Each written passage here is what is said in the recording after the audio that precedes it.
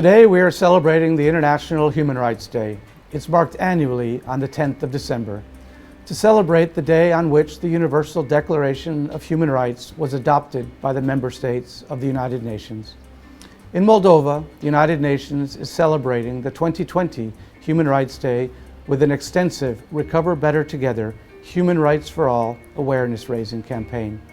We want to raise awareness on human rights, to show how all human rights are interrelated, and we have been doing so through video talks, testimonials, comics, and posters in accessible formats. We believe to have a good outreach, including at community level in all regions of Moldova. We want to give a voice to members of vulnerable groups in expressing their human rights concerns and their vision on how to recover better together in the context of COVID-19. Human rights must be at the center of a post-COVID-19 world. The COVID-19 crisis has been fueled by deepening poverty, rising inequalities, structural and entrenched discrimination, and other gaps in human rights protection. Only measures that close these gaps and advance human rights can ensure we build back a world that is better, more resilient, just, and sustainable. Stand up for everyone's human rights to make a difference. Human rights have been severely affected by the COVID-19 pandemic. Today is a unique opportunity to reaffirm our interconnectedness and our responsibility towards future regeneration and the future of the planet. Human rights are at the heart of Agenda 2030, an important pathway to a world free from discrimination and exclusion, a world of peace, justice and prosperity, a world in which no one is left behind. Join us to recover better and promote human rights for all. Human rights and gender equality play a crucial role in sustainable development, peace and security. Women are entitled to live in dignity, in freedom and without discrimination.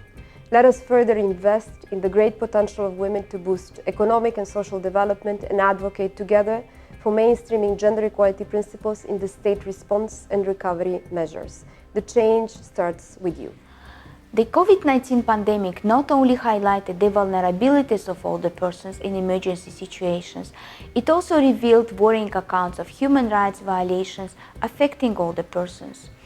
It's vitally important that all older persons have continued access to community-based services and support.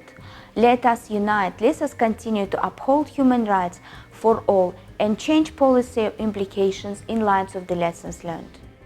Child rights are human rights. They are specific because they take into account their age-appropriate needs. Currently, all children of all ages are affected by the pandemic. COVID-19 is putting at risk the future of millions of children globally, affecting not only their ability to learn, but also their access to nutritious food, health, and child protection services. All children, including those from rural areas, those belonging to marginalized groups, and children with special education needs must have access to good quality services. It is our duty to ensure the realization of their rights. Despite some progress in reducing social distance towards people living and affected by HIV, they continue being highly stigmatized.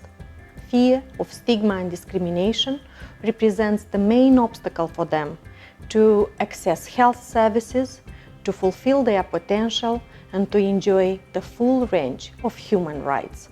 COVID-19 worsened their situation even more.